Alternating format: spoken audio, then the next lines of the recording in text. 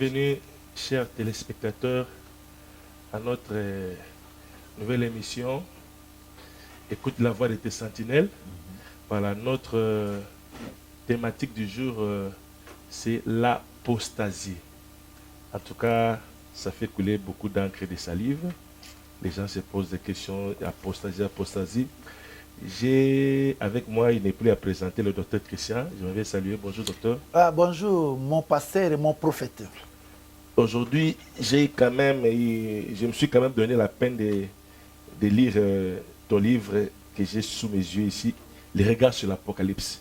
J'ai le temps de les fêter, c'est de là que j'ai tiré ce thème, Wow. l'apostasie. Alors, j'aimerais que nous puissions échanger un peu sur cela, parce que moi aussi, à Lisa, il y a beaucoup d'éléments qui m'a laissé un peu perplexe. C'est pourquoi j'aimerais aujourd'hui, devant le public, que nous puissions découvrir de quoi il s'agit, l'apostasie. L'apostasie, c'est quoi, l'homme de Dieu, pour commencer d'abord? En tout cas, l'apostasie. Merci d'abord mon pasteur et puis le prophète Patrick. Que Dieu vous bénisse pour votre esprit de recherche. Là, je me vois directement à notre université TBI avec le doyen Alfred Ngato, que je salue en passant. Donc, merci pour cet esprit d'ouverture. Nous allons essayer d'aborder aussi ce sujet, comme vous l'avez dit, comme tant d'autres qui fait toujours couler beaucoup d'encre. Et alors, lisons, hein, on ne peut pas comme ça naviguer dans le vide. Lisons, tu prends justement, parce que c'est l'apôtre Paul qui en a fait mention, 2 Thessaloniciens, le 2e chapitre, vous nous prenez juste du 1er au 3e verset. Donc, vous lisez là-bas, et c'est ce qui va nous donner aussi les moyens d'entrer dans cette matière. Donc, 2 Thessaloniciens, chapitre 2, voilà, verset 1er à 3. Ok, j'ai lu au nom de Jésus. Oui. Pour ce qui concerne l'avènement de notre Seigneur Jésus-Christ et notre réunion avec lui, nous vous prions, frères, de ne pas vous laisser facilement ébranler dans votre bon sens. Dans votre bon sens.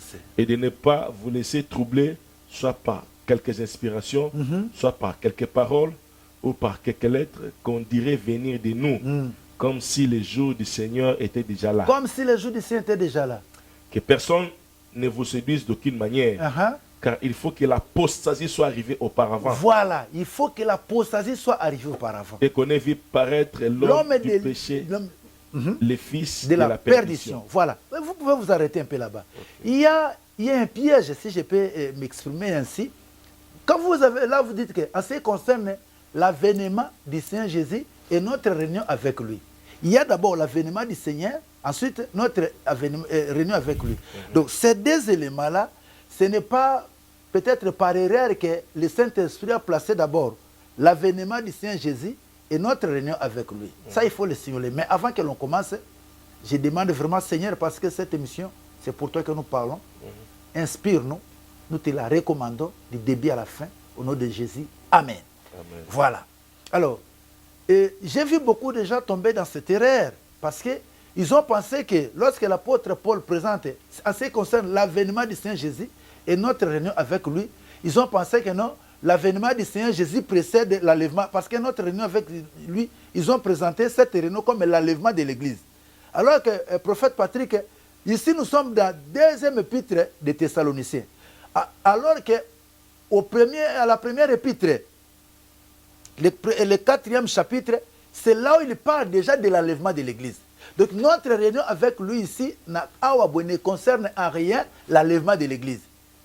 Parce que l'avènement de Jésus ne vient pas après l'enlèvement, ne précède pas l'enlèvement de l'Église. Voilà ce qui est soyé, il y a mis balai pour na millénium, ce que vous allez enlever quand.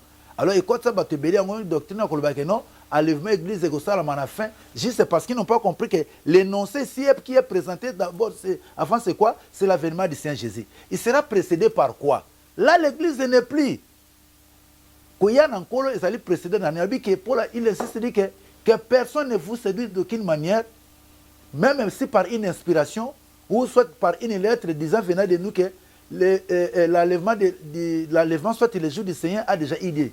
Non, il dit qu'avant cet événement-là, il faut que l'apostasie soit arrivée auparavant. Et j'ai beaucoup aimé votre démarche. Qu'est-ce que l'apostasie? Lorsque l'apôtre parle de l'apostasie, chers téléspectateurs, c'est facile à comprendre. L'apostasie, c'est quoi l'apostasie? Du grec apostasis. C'est-à-dire ici, qui veut apostasie veut dire faire défection. Vous étiez dans une logique, vous vous rangez à bataille et vous faites défection. Vous quittez le groupe, vous vous retrouvez seul.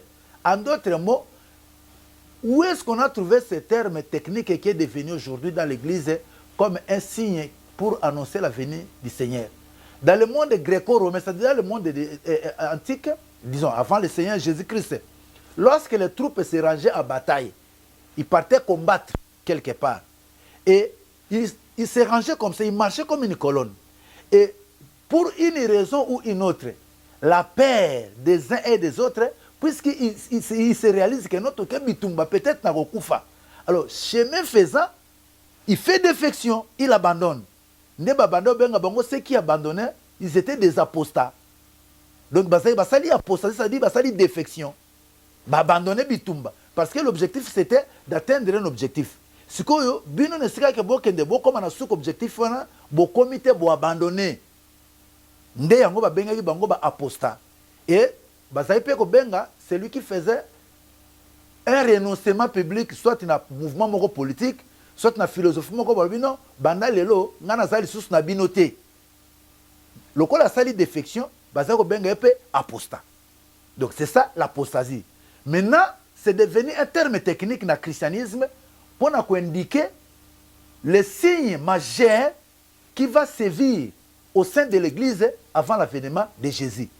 Liboso ezalaki na monde gréco-romain, na bato bazali okende mingi na ba troupe ya bitumba, soka sali défection, azobanga ko affronter bitumba ezali liboso kuna akimi babengi apostat. Et bato ba apostat na soki bazwa qui conséquence prophète Patrick on les tuait, hein? On les tuait. Et pour que alors okoya kotala na je crois oui yelinga na mutu na ba exemption militaire. Déjà même na Israël de l'époque, na bazaki na désert, je crois que ça doit être Deutéronome 20. Tango bana Israël bazokende, Moïse alobi na nzamba bisi bango lobi que quand vous irez en bataille, peut-être que en passant na yelinga na mutu Deutéronome, il faisait le 20e chapitre, au cours du verset 7 8 quelque chose comme ça. Babi que les officiers parleront au peuple que celui qui a peur et manque de courage, qu'il rentre chez lui afin que ses frères ne se découragent pas comme lui. On a des Deutéronome. Ça dit déjà, il faut prévenir ceux qui se découragent, qui ont des défections, tu deviens apostat, d'où on s'appelle entraîner na mouvement yako tika objectif faut que na bitumba to que tisuka. Alors c'est comme ça que dans l'église apostasie comme signe que avant Yesu aya. Deutéronome 28. Les officiers continueront à parler au peuple et diront: qui est-ce qui a peur et manque de courage, qu'il s'en aille et retourne chez lui, afin que ses frères ne se découragent pas comme lui. Hey, au moins, Dieu merci, le passage de Papa Nathan Mboulani. Mais merci, nous avons soumis qu'il y a un avantage à autant la Bible. Tant la Bible pour nous, au moins, il y a un gambala, il est tombé un peu juste. Donc, pour prévenir que Kembo est comme apostat. Otiki li otoyo quand ozo kende direction za moko yo bimina nzela tango sali défection. Otiki armé, otiki rana baninga, tu deviens un apostat. Alors maintenant cela est devenu un terme technique au niveau de l'église pour signifier les choses qui se passeront avant que Christ revienne. C'est-à-dire les gens feront défection. Barotika na kombo Jésus na munoko, mais kati na bango prophète Patrick baokota no occultisme. Yango mon na Matthieu le 7e chapitre, Jésus lobi, ceux qui me disent Seigneur, Seigneur, n'entreront pas tous dans le royaume des cieux. Vous me direz à ce jour-là, n'avons-nous pas chassé les démons à ton nom? N'avons-nous pas fait des miracles à ton nom? N'avons pas guéri des malades à ton nom? N'avons pas dirigé des foules à ton nom? Je vous dirai, je ne vous ai jamais connu. Retirez-vous de moi, vous qui commettez l'iniquité. Pourquoi? Basto basali, défection, batiki siko, parole. Yango yoka ke na église ce que comment abandon de la foi justement en d'autres mots c'est l'abandon de Dieu. botiki nzambe bokomi na Matthieu na bino mais bien que na munoko na bino kombo ya Jésus mais subasima boza sous na bonzambe te. Mais na zo tiens moi bémol prophète Patrick. J'aimerais avant to abonder to côté na ba élément technique yango ya apostasie ko parler parce que il y a 3 signes. C'est la question que je voulais aussi poser. Bon, merci, je vous laisse question parce que c'est la question que je voulais aussi poser. Pendant que je lisais, j'ai vu qu'il y a au moins 3 signes. 3 signes de la fin. Ouais. Je voulais maintenant que vous puissiez aussi expliciter cela. Qu'en est-il de ces 3 signes? Ouais, il y a 3 grands, soit 3 signes majeurs. Il y a des signes mineurs, mais il y a aussi des signes majeurs. Bon, les signes mineurs, nous pouvons parler des famines, des tremblements de terre. Tout ça, ce sont des signes mineurs par rapport à l'événement du Seigneur de Jésus-Christ. Mais il y a aussi des signes majeurs. Tout comme aussi Jésus appelle ça qui a des signes majeurs dans l'église. Si un liboso le baki, si un mineur moni, ils appellent belé. Si un mineur dit qu'à mon nom vous chasserez les démons. À mon nom vous imposerez les mains aux malades, ils seront guéris. On a dit promesse mon côté promesse mineure. Mais promesse majeure, c'est comme Ibali. Ils ont lié à personne et à Jésus. Il y a mis le bosseur que je vous enverrai le consolateur, Saint-Esprit. Et le prophète Patrick, est-ce que Saint-Esprit a été? Si. Aya. Il y a mis le que na Jean 14, 1 à 3, que na keko bongisi la bine sika. Ceux qui na silisi, na osala nini, na kozonga. Ce qu'on a le prophète Patrick, ceux qui signent majeur à liboso, il y a koya Saint-Esprit. Et que ça le lobby sur notre zali ko prier batu baza ko bika bon des signes majeurs ya mibale ya koyane ekokosa ekosa te donc ce qui Saint-Esprit ya c'est que Jésus peninga la kaka koya kosani ni akoya bon mais siko avant que ya wana ba promesse siko tozana ba 3 signes majeurs ozali ko précéder deuxième promesse majeure naïe parce que première promesse majeure allait envoyer Saint-Esprit et sieye deuxième promesse majeure zali ko ya na ye moko Jésus. Mais ce qu'avant deuxième promesse majeure, on est comme ça, Papa Patrick a fait 3, Bible soit Saint-Esprit établir 3 signes majeurs. Signe liboso, apostasie, signe mibale. Je l'ai vu sur 2 Thessaloniciens 2, deuxième chapitre, Tangela Bissona, 7e verset. Car le mystère de l'iniquité agit déjà. Voilà. Il faut seulement que celui qui les retient encore ait disparu. Et alors paraîtra l'impie que le Seigneur Jésus détruira par le souffle de sa bouche et qu'il anéantira par l'éclat de son avènement. On va continuer. L'apparition de cet impie se fera par la puissance de Satan avec toutes sortes de miracles, des signes et des prodiges mensongers. Et avec toutes les séductions de l'iniquité pour ceux qui périssent parce qu'ils n'ont pas reçu l'amour de la vérité pour être sauvés. Aussi Dieu leur envoie une puissance d'égarement pour qu'ils croient au mensonge. Au moment où batebele et pourtant balaki que impie akoya na puissance miracle na égarement. Mais déjà on a benga ba prédécesseur ne ba petit ba bitinda na déjà ba faux prophète ba yé na ba miracle pe na bango à tel enseigne que puissance égarement ne c'est lati bato attention c'est vérité. Mais loko les puissance égarement lati yé akobima ndenge nini. Oh Bible zo savons que non puissance égarement les autres d'abord que ba croire na mensonge. Ozomona po mutamoni miracle andimi mensonge. Et là ba foi ba te belé ezali bâti na ba doctrine moko mensongère. Et pourquoi ce sont des précurseurs impies moko précurseurs ya les véritables impies moko o azali koya. Yango bi que le mystère de l'iniquité agit déjà. Mystère de l'iniquité zanine. Olobela na ngabiso apostasie kaka na 2 Thessaloniciens wana. Yango kaka wana. Alors bi que le mystère de l'iniquité agit déjà. Tozali bo tozana 3 groupes. Groupe ya liboso ezali église. Na église signe ba pesi que Yesu avant ya ezana 3 signes majeurs qui fait kokisam. Voilà na bien ba téléspectateurs. Pour l'église, nous avons l'apostasie. L'apostasie qui veut dire tokozongelango, l'abandon de la foi autrement, l'abandon de Dieu, mais ça te bato bakena bakinganga te. Bato yoso bando laksa ba maboko na ba wenze na ba marché na ba ponka savu ba nyoso ba koma ba pasteur. Soka sakolo lobi na kilote na silipo lati. Yo bi nono za molimo ya Nzambe. yo yebi misusu ate o bakufa bazaki bila boy soka bandi ko lobanzoka bazokende bazosukola bango na o ya voyance ba maya nya okuna soki na côté ya lemba imbu na matete wana soka bandi ko sakolelona na moto solaki ne lobi na bilambo lataki lobi non o za pena molimo na nzambe prophète Patrick loba soka o wana misu bakufa mais le lope batondi ebela soka bandi ko lobi le lobi te to boy te yango nzambe yango tata aloba ka bongo mikonyoso mais on a compris que tu as voyance ceci batondi bakoti. Alors, on est côté église. Ce que mystère de l'iniquité, et ça, c'est côté ya monde. Monde est en dengenine. Auto benga mystère de l'iniquité, c'est-à-dire l'iniquité na linga to koloba mystère ya mabe. L'isumu, et ça peut mabe, mais l'isumu c'est la transgression du péché. Mais l'iniquité c'est faire le mal. Et ça mabe. C'est-à-dire quoi? Mystère, mystère de l'iniquité, c'est-à-dire le mystère ya mabe, le mystère du mal. En d'autres mots, le baongo que c'est le mystère du dérèglement du genre humain. C'est-à-dire, baso dérégler biso ndengenzamba régla biso kal. On a que mystère de la déprogrammation. On est quoi dans le monde pour préparer li ya nani ya bête. Tango bête ya koya avant ya il faut kokuta balwa nyonso tu nzamba tiela ki mutu na conscience balwa ne sanini elongwa.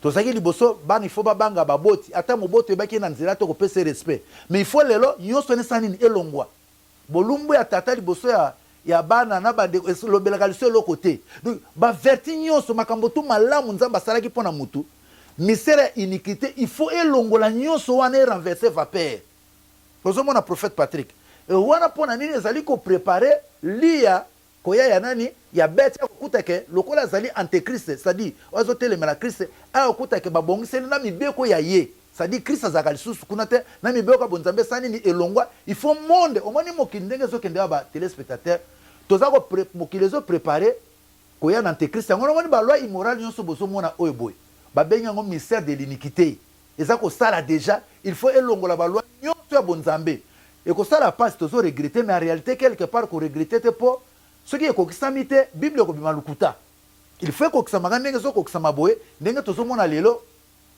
na poto ndezo ko imposer monde allez moto azui cheval nebite ata soki to ebisa bande ko réalisation de ba memi lukela biso ta ba image wana au moins pendant mutu o tozo mona na ba réseaux sociaux azui cheval akene ngona mairie na Londres allez au moins sinanga na zo balaye tala niveau yo Satan, oh, bah, mystère de déprogrammation, de déprogrammer biso. Programme nous a. Et puis ça n'a pas mot pas ça. Ça dit programme nous a bâti à quatre biso. Le cas programme à quatre ordinateur. Papa, bah longoli yango, bah installer ça. Satan ça ko installer bah programme où yé. Pas ça ko sécuriser yango. Yo boy homosexualité, les États-Unis bi que soko boy yango, to ko aider binoti. Et lelo, limbisanga prophète Patrick. Ozomona lelo na kati ya mystère de l'iniquité tellement mabe ko koma malamu et lelo to nazomi tuna no tiko tuna kutu directeur technique Patrick Aboti aloyo aboti mwana mwasi ngabi félicitations ngabi papa siko tozo ba lisusu te kale zalaki esengo so boti mwana mobali na boti mwana mobali merci mwana mobali ndeli konzi ya famille mais lelo o baloba ke les mouches ont changé d'âne tozo yebate na sepela na mwana ya mwasi to na mwana mobali. Parce que mystère de dérèglement, et les jeunes garçons surtout, et comme ici, bango basi. Homosexualité, ça lui ko beta lelo comme tout na linga, na bota mwana mwasi, to na bota mwana mobile. Parce que à cause de moi chombo, au $500, au moins les jeunes garçons surtout lelo, gouya lixo ka puissance à séduction sur sa canandinga au sakanate. Wana ba bengo mystère de l'iniquité sur ça la monde. Il faut atteindre le paroxysme, c'est-à-dire jusqu'à ce que nama kila Jésus et zo ko kalisu ko couvrir yangote. Tala prophète ndenge zo mona bana ba baby lelo to komi tout na siko nabota mwana mwasi to nabota mwana mobali. Kalizalaka soko boti mwana mwasi a nzambe. O vie ko beba ka lobi aboy. Mais lelo maman dit le luye bino bato bozana ba Belgique kuna. Batelanga Jérémie bien parce que akobima makambo ko sali banda yoko yebate. Maman Brigitte lui est coulée aux États-Unis, battre l'anga bana bien. Parce que dépravation mère c'est zalelo. Gouya lix ya séduction péché nenge komi à cause de moi biloko mike ba komi ko kosa bana mibali ba 20 ans ba 22 ans allez ba laxi bango boale ba komi si bango basi. Pe ezanini ezakutu kindumba moi c'est au côté kala bien mais on ezali que ba benjo na ba chance ba longolo na ba mbula ba peso na ba sida bana ba komi ko bela na ndenge moko kosakana te wana siko makambo ezo le kana monde bana c'est concerne le mystère de l'iniquité. Troisième élément to le belango penzate potosonga na apostasie alia to retour ya bayuda na territoire na bango. Ça a été dit que après 70 années de souffrance et de captivité, nous avons visité les Bota naye, akozongisa bango lisusu na mboka na bango na Israël. Les autres tozomona Israël zongi et symbole ya Israël zalaka tout autour ya temple. Et eux représentent siko que Nzambe na bango ayokeli bango mawa asangisi bango. Temple liboso tango bukanaki Israël qui est premier tolo babongo déportation bakendeki na Babylone. Tango bazongi ba Zorobabel ba Tina ba grand prêtre Josué ba yoko tonga deuxième temple esili. En la période de Christ ba boaki lisusu Jésus balobi que son sang retombe sur nous et sur nos enfants papa. Ba yuda bango ba mibeleli makila yo sela kila bango mabe. Ya omani ba prière des nations musoto kende ko prier la prière pour na bayuda bango mo mutu basenga makila Jésus et modiri bango. Alors na année 70 empereur Titi Saye a pandi bango ba bukir sous deuxième temple wanal ba ken exil 15 mai 1948 bazongi si bango eta lelo oyo boye bazako se préparer pour ba reconstruire sous troisième temple. Alors na kati ya troisième temple wana ndeko sala ke baba ndal sous ko adorer Nzambe na bango mais ba okende exil ya suka mais wana temple ndeko buka na te. Alors ezali ba si ntango boko na troisième temple zotongama keba koyana mwana moto et comme peine. Or déjà Pierre a construit le temple basanini et c'est ba posa kiam. Ariel Sharon je crois avant kota na ba commanding akufa tatam. Tu as l'idée. Ah ça là soli ba 2 ans bo na bilo mona commanding wana. Donc ba posa déjà Pierre la reconstruction ya temple. Donc tango ba banda kotonga temple wana keba koyana mwana moto et comme peine. Ça dit tozana 3 signes wana misère iniquité. Il faut détruire bateau pour préparer l'IA bête à okuta ba loi oyaye parce que conscience ya bato na bonzambe et ko simbate soki ya okuta bato bazana mibeko ya nzambe ko simbate il faut ba reba trace nyonso on a yo kela mingi surtout bato bana poto c'est vrai mais mawatro pour base ya satanisme ya makamoso mabe ezakuna na epana bango kuna. Alors oya misato siko na ebite zotozonga côté ya apostasie na ebite soki yo prophète. OK, merci chers téléspectateurs. Donc tout lundi religieusement, ce que le docteur Christian vient de dire là, a parlé là-bas 3 grands signes, il y a temps de la fin. Donc, apostasie, c'est un grand signe pour l'Église. Le mystère de l'iniquité, c'est un grand signe pour le monde. Et puis, il y a le retour des enfants d'Israël sur leur territoire et la construction du 3e temple, les signes pour Israël. Alors, docteur, je reviens ici, toujours sur le livre Regard sur l'Apocalypse. La page 91, comme nous les Belges on dit 91. Quelque part, c'est écrit ceci. Branham, un vrai laodicéen, voici ce qu'il dit. Brochure, Âge de l'église de Laodicée. Donc ça a surprise. Dimanche 11 décembre 1960, page 9. Uh-huh. Nous croyons que l'église de Laodicée a commencé en 1906 après Jésus-Christ. J'ai prédit. Maintenant, rappelez-vous bien ceci. J'ai prédit, surtout vous qui écoutez les enregistrements. Je ne dis pas que ce sera ainsi, mais j'ai prédit qu'il se terminera vers 1977. Que l'Église entrera complètement dans l'apostasie et qu'elle sera rejetée de la bouche de Dieu. Et la seconde venue, où l'enlèvement du Christ peut arriver à n'importe quel moment. Maintenant, je peux me tromper d'1 an, je peux me tromper de 20 ans, je peux me tromper de 100 ans. Je ne sais pas quand ce sera. Mais j'ai prédit cela d'après une vision qui m'a donnée et en considérant le temps et la manière dont les choses évoluent, je dis que cela se passera à un certain moment entre 1933 et 1977. docteur Christian ba conseiller makambo to ba to ba éditer rango ya ba libéraux boy ba tekaka makambo boy ba bimisi le prophète de côté prophète rango bizalaka makambo ngo ata ba prophétie yango boy ou tantôt plutôt entre 33 entre 77 je ne sais pas comment confusion boy je ne sais pas docteur Christian maintenant église maintenant l'église est entrée dans l'apostasie. Hein? Ou c'est l'apostasie qui va entrer dans l'église. En tout cas, je suis un peu troublé. Je ne sais pas où expliquer comme Makambo, en tout cas, bon, je suis perdu déjà. Yo salinga surprise. Je suis perdu déjà. Na livre ndingo yena. Je suis perdu déjà, docteur. Au moins, peut-être les gens n'ont pas compris quand on disait que non, ils sont tombés de leur piédestal. C'est fini, les brananistes, il n'y a rien. Au moins, ce qu'on a une surprise, merci d'abord pour la question. Félicitations aux appels d'esprit et à recherche. Ah, alors que Salinga passe, à l'objet l'église est quoi? Entrera dans l'apostasie. Et elle sera, et puis elle sera rejetée. L'église entrera complètement dans l'apostasie et qu'elle sera rejetée de la bouche de Dieu. Ah! Ce qui est l'église, c'est quoi balobitala? Il faut apostasier. Apostasier est quoi en église? Balobité que l'église est quoi en apostasie? Non. N'a pas cet exemple mon terre à terre.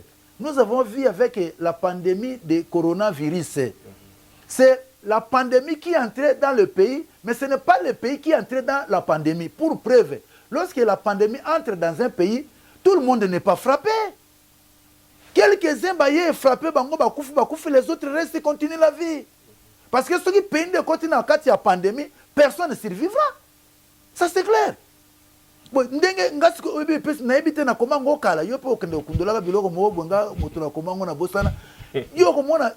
il dit que l'église sera rejetée même par la bouche de Dieu, si l'église est rejetée par la bouche de Dieu, c'est que Christ a quoi cause l'église? C'est qu'il n'y aura pas enlèvement. Au moins, ce que nous avons dit, c'est que botika biloko wana. Ba brochure, il faut déchirer ça. Autant que c'est dimanche, 11 décembre 1960. 11 décembre 1960, la dimanche one. Je peux me tromper d'un an, de 20 ans, de 100 ans, je ne sais pas quand ce sera. Quel balbutiement d'un prophète? De sorte que le prophète ne se trompe pas. Il ne vient pas donner à Pimi, non. Lui vient dire seulement ainsi dit l'Éternel. Dieu m'a dit. Non, je peux me tromper après le que non. L'église entrera complètement dans l'apostasie et elle sera rejetée. Elle sera rejetée par la bouche de Dieu. Mais là, si l'église est rejetée, pourquoi nous prêchons l'enlèvement? Parce que l'église est une. Bande bandana à Pentecôte, tilelo yangonde zokot sakabat. Na ba Paul tatano ba kufano bazana bomo tozokota la kelele lokola trezo kenda tozokota chaque mboka zokota exactement que non église moko ya siècle bokoza rejeté non, c'est la même église. Elle est dans une logique linéaire, zokende kaka tout droit. Ceux comme na mboka na bino c'est-à-dire na génération na bino oba okota basani ni bakoti. Ceux qui apostasie côté liko lobanini, ezalo comme pepe babe e yaki et quand na kati église et quoi ici bato ba quoi basali défection, ba quoi na ba mais l'église fait quoi? L'église continue. Papa, là où Christ est la tête, donc Christ se rejette lui-même. La Bible dit que Jésus-Christ est la tête du corps. Mais quand toi tu dis que l'église sera rejetée par Dieu, pardon. Il y a une doctrine, ça tire vraiment l'origine du monde des ténèbres. Il y a une conséquence à bâtir la pyramide au bureau que ça coûte dans la Bible. Il croit que Dieu leur envoie une puissance d'égarement afin qu'ils croient au mensonge. Merci. Il y a un côté dans 2 Thessaloniciens 2, je crois, dans 9e verset, et Dieu leur envoie une puissance d'égarement afin qu'ils croient au mensonge. Et ils croient que l'église va l'abandonner et est totalement dans l'apostasie. Et maintenant, ils prêchent quoi? Ils croient en quoi? Tout le monde sait que ceux qui sont c'est pour ne pas les citer. Maintenant, ils croient en quoi? Parce que l'église sera rejetée, elle sera vomi par Dieu. Et lui-même qui a prêché ça, il est monté à commis ma cambouana. C'est qu'il croyait à être enlevé comment? Personne ne peut se prévaloir de ses propres turpitudes. Tantôt tu dis que Yoba Tindo préparer l'église. Yoka Kolobi que non, cette église sera rejetée par Dieu. Alors qu'il n'y a qu'une seule église. Et ça, l'église est à Moyen-Âge, c'est la même église. Où chaque âge, chaque mboka, au côté. soki omoni soki nini soki okobima opengwi apostasie ye po ekweyisa bato tala lelo ndenge tozomona apostasie. Prophète Patrick, qu'est-ce que nous ne voyons pas aujourd'hui? Bakoti biso ba mouvement ya kabale tala ndenge rien na kati église. Est-ce que l'église est contre na kabale mais c'est kabale de contre na kati église? Et ko simbo bango e ko simba. Ba prophète a le couteau batonde biso na église. Et zo simba ndambe ko mais l'église ba ko isa ngote Jésus que ni les portes de l'enfer ni les séjours des morts et ko ka église wana te. Pourquoi? Parce que Jésus est la tête de l'église. Église est côté complètement apostasie. Attention mo kinimba e boy nzambe église ko tika la ka debout. Ce que la génération a battu bakotité église azo le kananaye mais depuis no bakotité et lingo le batte église ko fino. Et ça le cas très comme dans village moko boy bato basomba ki billete moi pe boko tezate boko sika lingo le bakete très le kaki na boko na bino et l'équipe mende bino bakotité. Osomona siko logique église. L'église de Sakate ko no au moins ngone tikaka no ba Paul sa église mususte c'est la seule église. Quand la trompette sonnera nabo bakufa. Na kati église de la Christ non toza lelo papa tokose ko biso to lamuki to changer to ke ko kutana ko la seule église. Et quand il dit que l'église entre dans l'apostasie, non, c'est l'apostasie qui entre dans l'église. Au moins il y a confusion. Il y a tout le bino papa. Et ça coquille vide, il n'y a plus rien là-bas. Donc apostasie les autres sont monango na makambu nyonso. Jésus tanga zolo bana Matthieu, je crois na Matthieu je crois 24, tanga zolo ba ce qui arriva du temps de Noé arrivera de même l'avènement des fils de l'homme. Alors, les hommes se mariaient leurs enfants. Autant dit lelo, ça m'a fait mal. Vidéo bon réseaux sociaux pasteur bon na ko bomba te na Belgique. Église munene pe abimagana ndeko wana mwasi na ye. Pe tango ndeko na moni mo ezalité, ndenge pe tozo pe sa pasteur Serge Mbote en passant. Na mona zo bunda na musana ngo ba homosexuel ba tondeli biso tina ba yembi belé oboy. Pasteur on a passé prophète Patrick azolo ba na frère na bike oyebite ke Simonon des osimbe église. Si oboy nga po église ekufa ngana ko vivre ndenge ni. Oh, ça dit yendenge église on eza muneno na Belgique wana. Force na ngo ezali sima ya frère wana. Parce que biseke yo soko boyinga olinge église ekufa. Tala ndenge nini na memutaso tanga nzambe. Ça dit wana kwatina na mystère de l'iniquité na na apostasie. Ça dit makambo to okuta na monde njango pe na kati nini e na kati église. Ça dit azotanga kombo ya Jésus tout en état apostat. Nde yango pe lelo otolobi ke ivre tellement ekoli mais Dieu merci parce que mokilo azali nzambe jamais nazolo ba jamais ivre ko koka ko étouffer bonne semence. Même ateti kali muke na kati elanga parce que elanga za nzambe. Ata ivre koli ndenge nini ata mabe tondi na mokili ndenge nini nzamba kotika la kaka na moi espèce moko rare ya bato muke na chaque génération. OK, basali ko comme ce peut-être ça que Dieu vivant. Papa, ce que na génération moko ta muta côté c'est que nzamba existait a cessé d'exister. Tana noté que Satan a remplacé nzambe en tout point de vue que bon nzambe zal sous papa exaté et Dieu ne peut pas permettre que Satan a régné à tel enseigne que ata trace bon nzambe sika mogezanga. Non. Tant que l'église sera encore sur terre, nzamba opé ça Satan ça c'est quel privilège. Okwesi biso na lisumu kuna na ibandeli okwesi mutu bongo siko bo avant yesoya bazo lisumu kili nano ba pinero Satan nzambe libo Satan anatikelo mokili na église onga na kufela kyale nyama ba onga na zana nga kuna te. Dieu ne peut pas faire ça. On est erreur moko OK ce qui nzamba sala ngo prophète Patrick na biso to go biso vieux ba saka bongote o te que la biso devant type mo ba bo ma biso. Docteur Christian. Ce qu'on a entendu verset Éphésiens 5 27 afin de faire paraître devant lui cette église glorieuse, sans tache, ni ride, ni rien de semblable, mais sainte et irrépréhensible. Par rapport à Éphésiens 5, 27, l'église va apparaître selon Paul, glorieuse, sans tache. Maintenant, avec l'apostasie, comment ça va se passer? Apostasie, quand on a 4 ans, quand on a défendu, il y a Paul a dit que l'église sans tâche ni glorieuse, qu'on a apostasie na kati. Essaye un peu d'éclaircir cela. Bon, l'apostasie, je bénis Dieu. Vous avez maïli. Mais quand on a peine à Kuba, quand on surprendre, Apocalypse la musanga ta désert. Qu'on a la surprise. Alors, l'apostasie, c'est une épreuve pour l'église. Ça dit comme fait ya. Et na kati ndako que l'aurait été éprouvé par les faits, biso peut tous aller éprouver na fournaise ya ba épreuve yon sezoya.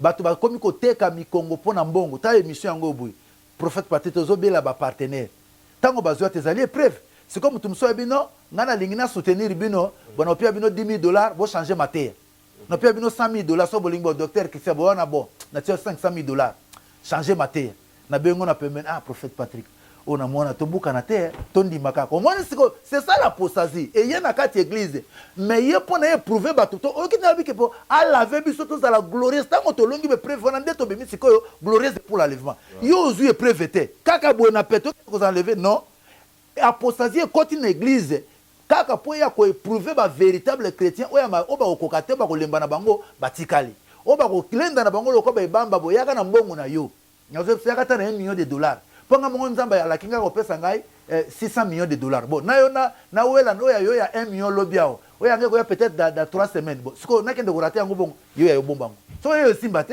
ça dit ça bato musuto lenda na biso boye boyena bo kirtisme no pa ndeto moni bango o muso akufaka bona tele misérable moko boye na matanga tozaka na bandala prophète Patrick o kansaka na zolo tandoto pe na matanga tele mazolo ba awezali kambo ya loge maison na maison ko ba na ndenga ko contribuer ngana bandi na $100 obi cheka na bi on a zo rêver loge c'est-à-dire contribution ba passer ba kina matanga wana zo ba ke loge na loge ko yebana na ndenge epese donc obi na matanga ba passer ngana zo ka sa ba passer zo za ba to ba yebana ba loge na bango bo siko nga na ndenga kufa misérable yo yebe banda ko le kana TV zo sekaka ba to bo ono bino ba misère ba apocalypse bo lokaza ko sakola ba mai na bango ba nyamba zo akufa ndeni misérable bongo ba tika le loba o saraka bo ba ko sibir bango so même sort tata donc moni apostasie comme mécamone continue l'église jusqu'à pour ko prouver bino ba Patrick lelo oza double brassard nazane sengo parce que collation kala mingi te na me bazo ko lebiso ngana zozo agrégation nanga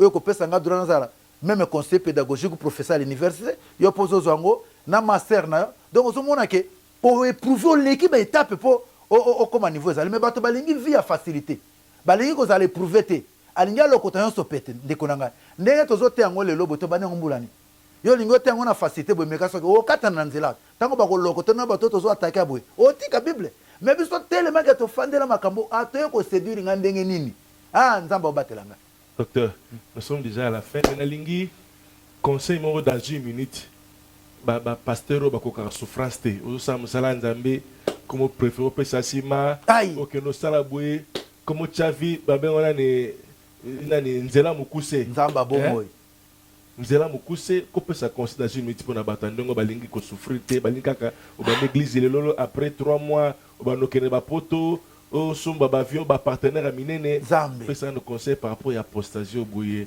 parce qu'on finit déjà nzambo a bengio aza fidèle ayebi pourquoi bengio ata sozo le kay preuve tala ke na sime preuve wana eloko no nzamba bombelio koloba jamais te na bondela mingi na nzambe zaka ba bondela mingi te Dieu aime ceux qui vont jusqu'au bout oto benga les oboutistes kende na nzambe ti na suka yo komi na suka te ono na bondeli mingi kita di ko bondeli mingi par rapport na nani ona par rapport na nani ozana appel net ngabo papa moi mutu ka mona zoko occasion si pe ku fakal siko na zana ngape makolo otala bato ba yesi malobi lo bazo tout ba vieux na bandakal ngabi yo kende na yo mbangu tata biso na Jacob tozo marcher au pas du troupeau kende na yo tokobele loko ni po to bi ke nzambo abenga biso place abongisi ke tokoma tokosani tokokoma yango conseil zalika kende ko na ngai convoitise bomi bato ekomisi mibali ba pesa sima na bango bokomi basi pour aller en enfer lelo li felo kisi satanisme komi elengi koleka na Jésus eloko ezoka musanga prophète Patrick modèle ba pasteur ya réveil ba yoki elengi ya satan koleka na ba église traditionnelle biso to banda kolobaki bazana molimo te c'est là je n'arrive pas à comprendre satan komi elengi moko c'est-à-dire soko zana satan te bazomona yo oyi makambo te donc bazo sekande yo prophète Patrick bazo sekonde ndengo zana ete boye bazo seka yo yabalobi wa yebine makambo te baninga déjà site koti yota bino kaka obo sa boyenge beni tiwat yaka koto yo di o dadi fungola ngai bien dadi ok bon une minute sa prière au sali prière pour na bateau ba baza touché baza convaincu que bazongela nzela numéro déjà zali ozana besoin docteur Christian oza pasteur aussi se gara tolanda banzela na boye moto a initié à chaque fois papa na muluma soko tala banzela na boya chaque fois utika lo telengani tu vois pas à quel sein c'est voué. Oh, Donc, Zambé. ceux qui ont numéro des au kota en contact d'un docteur, tu peux l'appeler après. À cause pour vous encadrer, Mawa. vous en asimana, vous en malamo. Prière moi pour ça la sucre pour nabino bateau mais tout ami. Na bateau peut bouder nabino bochike qui teti. Beaucoup fallait voir ba piétin ba apocalypse nabino. Il faut arrêter biso to terre miracle yambazwa. Donc ba poto na ba apocalypse nos a piéton. Pour na bango peut ça la prière pour na bango no sokaka. Na kosenga ba okaka surtout na makambote ya prédication na soki il y a les 30 ceux qui juin à 1960 on a frère Brano et Pesingande Mao jusqu'à Kolobake non l'église est entrée complètement en apostasie sera rejetée de la bouche de Dieu et Pesingama Mawatro ce que l'église a rejeté c'est quoi l'église n'est qu'aux enlever et puis il y a Morazo quand ça vous allez enlever entre temps c'est dit que l'église sera rejetée par la bouche de l'Éternel alors nazo sambela pona bino ndeko nangai le monde de sa convoitise passe au BPC pas nzambe soka linga peso ngo lelo eloko ko pekisa ye ezalité yonde zalaka na poste alobi ke zala na bisiko batikelo zela wana zala lokola bakoko alobi ke j'étais à mon poste je veillais zela kaka wana nzamba miracle olobi poste na zalika moto masumu akufa te mais ayeba yo atika masumu apo abika nazo bondela pona bandeko nyonso par convoitise o satan azipi bango amei bango na kufa nzambe salela bango ngolu bamona ke biloko wana o bazwango liboso na bango bakufa batika ngo bakende na eloko te bango mpe bokende na eloko te nkolo eloko eleki nyonso nkolo eza bomo ya mutu yango nkolo olobaki ke à quoi servirait-il à un homme de gagner le monde s'il perdait son âme c'est vrai père nous avons besoin d'être bien mais nkolo bonheur yango toza nango besoin de kopesa biso tika bandeko nyonso to bapengwa nkolo pesa bango makasi maloba oyo esimba bango bazongelo parce que ozali nzambe ozali na possibilité lisusu ya koréintégrer bango na chemin à sali pour que ba hériter la vie éternelle na tika bango na maboko na yo kumisama na kombo na Yesu Kristo amen amen amen. Sur cette note nous mettons la boucle pour la mission d'aujourd'hui. En attendant, restez en paix, que Dieu vous bénisse. On se retrouve dans notre prochaine émission. Bye bye, que Dieu vous bénisse.